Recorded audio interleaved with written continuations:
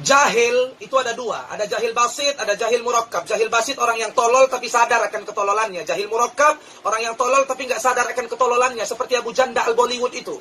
Kata si Abu Tolol bahwa bendera tauhid itu fix bendera teroris, dengan alasan bahwa Habib Rizik Syihab diperiksa akibat bendera itu menempel di tembok rumah beliau. Habib Rizik itu diperiksa polisi Saudi karena ada pengaduan dari intelijen mental kecebong yang melaporkan beliau bahwa beliau itu mendukung teroris. Ya tentulah datang polisi Saudi ke rumah beliau, memeriksa, minta keterangan, dan seterusnya. Yang kedua, kata si Abu Tolol, bendera di zaman Rasulullah itu nggak ada syakalnya, nggak ada harokatnya. Nah, ini menunjukkan dia itu tolol murakkab. Tentulah demikian. Uang Al-Quran saja di zaman Rasulullah dan para sahabat itu nggak ada syakalnya, nggak ada harokatnya. Ya sudah, gini aja lah. Hei Abu Janda Al-Tololi, saya tantang Anda bermubahalah membawa anak dan istri di depan publik. Kita bermubahalah. Saya Mahir At-Tuwailibi bersumpah kalau betul bendera tauhid itu adalah bendera teroris, maka saya Mahir Tuwailibi dan keluarga siap disambar petir. Kalau tidak, Anda sekeluarga disambar petir. Kata cebong, Mahir Tuwailibi kasar, bahasanya keras, tidak santun, tidak lemah lembut. Harusnya Ustadz Da'i juru dakwah itu lemah lembut, beradab, santun.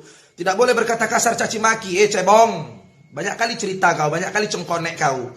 Ustadz Muhammad Arifin Ilham tuh kurang lembut apa?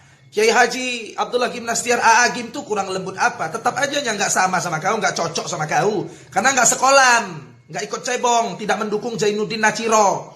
Tetap aja nggak cocok sama kalian. Ustadz Abdul Somad tuh kurang baik apa? Kurang lembut apa? Lucu, humoris. Tetap aja nggak cocok sama kalian. Kenapa? Karena tidak mendukung Zainuddin Nachiro, nggak kecebong. Sama kalian kayak sekte Talafi, ya, kaum perusak, jamaah di bawah Tower Cilengsi.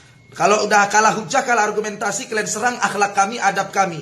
Ya, nggak lemah lembut, kasar. Ustadz Umar Mita tuh kurang lembut apa? Ustadz Adi Hidayat tuh kurang lembut apa? Tetapnya kalian tahdzir, kalian jelek-jelekkan, kalian anggap sesat dan ahli bid'ah. Kenapa? Karena tidak sekolam sama kalian. Saudara Immanuel Ebenezer berkata di depan jutaan publik Indonesia bahwasanya aktivis 212 adalah wisatawan penghamba uang.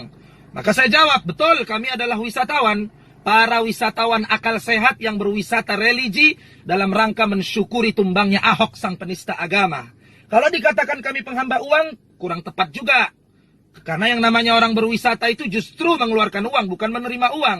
Kalau Anda mau berpikir dengan akal sehat, insyaallah ta'ala Immanuel Ebenezer, tunggu kami dalam wisata selanjutnya dalam rangka kemenangan Prabowo Sandi. Saudara Immanuel Ebenezer berkata di depan jutaan publik Indonesia bahwasanya aktivis 212 adalah wisatawan penghamba uang. Maka saya jawab, betul, kami adalah wisatawan. Para wisatawan akal sehat yang berwisata religi dalam rangka mensyukuri tumbangnya Ahok sang penista agama. Kalau dikatakan kami penghamba uang, kurang tepat juga. Karena yang namanya orang berwisata itu justru mengeluarkan uang, bukan menerima uang. Kalau Anda mau berpikir dengan akal sehat, insyaallah ta'ala Immanuel Ebenezer, tunggu kami dalam wisata selanjutnya dalam rangka kemenangan Prabowo Sandi. Masuk Ustadz Mahir Tuwailibi, kalau nanti ternyata KPU mengumumkan bahwa Jokowi menang lagi, apa yang harus kita lakukan? Baik, saya jawab. Saya secara pribadi tidak membenci Pak Jokowi, secara personal tidak. Ya, saya cuma mengkritik beliau dengan keras, tapi saya antipati dan benci dengan semua pihak-pihak atau orang-orang yang ada di sekitarnya yang turut campur dalam mengatur urusan pemerintahan di negara ini.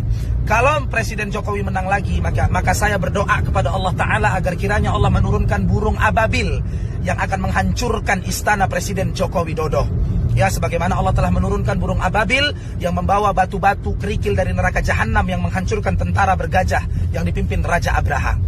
Pertanyaan berikutnya, Ustadz Mahir, apa hukumnya menelan air liur sendiri ketika sedang berpuasa? Baik, tidak membatalkan puasa menelan air liur sendiri, asal jangan air liur Abu Janda Al-Bangsati yang kau telan.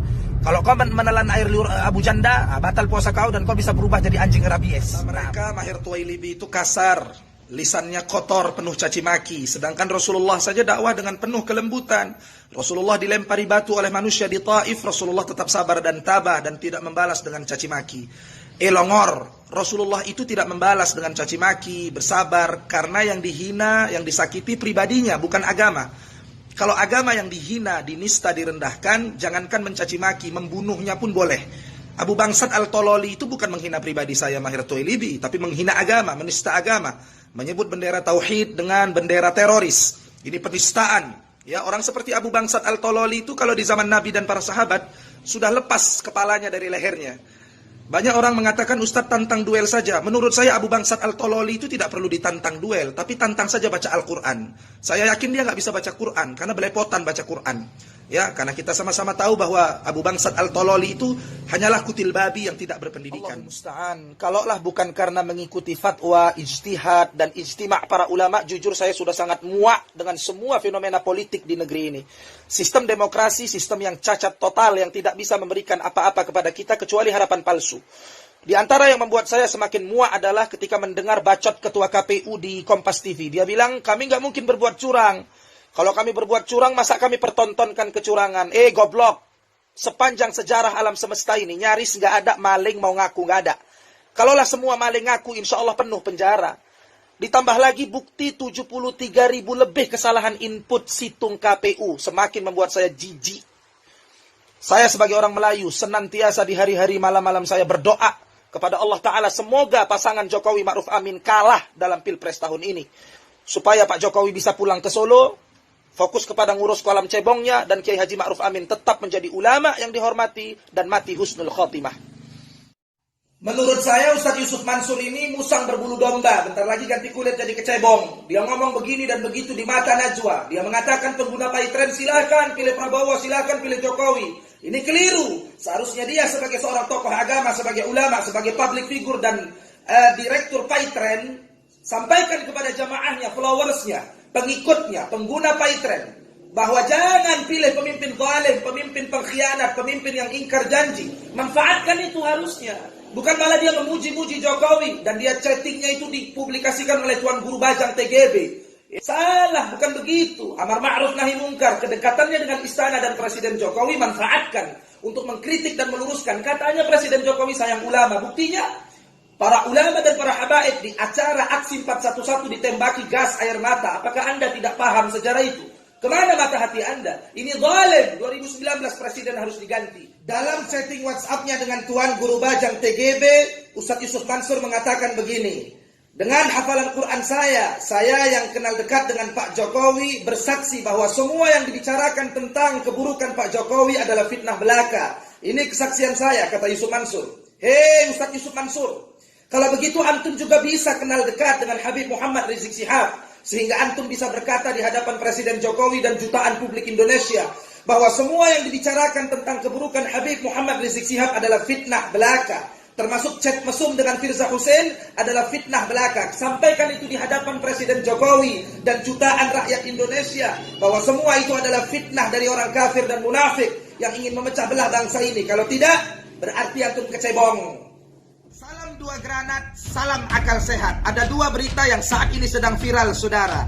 Berita viral pertama, ditangkapnya seorang bajingan yang memfitnah Ustadz Abdul Somad bernama Iskandar Nasution. Telah ditangkap dan beritanya viral. Berita viral kedua, sebuah masjid di Lebak Bulus di Jakarta, ya, di dinding dan di tiang-tiang masjid tersebut digambar kemaluan oleh seorang bajingan yang tidak dikenal. Nah, ini dua berita viral ini memancing emosi publik. Kita jangan terprovokasi. Kita tetap pusatkan perhatian fokus kepada kemenangan Prabowo Sandi. Ya, sesuai dengan hasil daripada real count, bukan quick count yang penuh kedustaan dan kebohongan, saudara. Ya, umat Islam yang telah memenangkan Pilpres di tahun 2019 ini ingin dialihkan perhatian dan fokusnya, saudara. Maka umat Islam jangan terprovokasi dan tetap fokus pada menangnya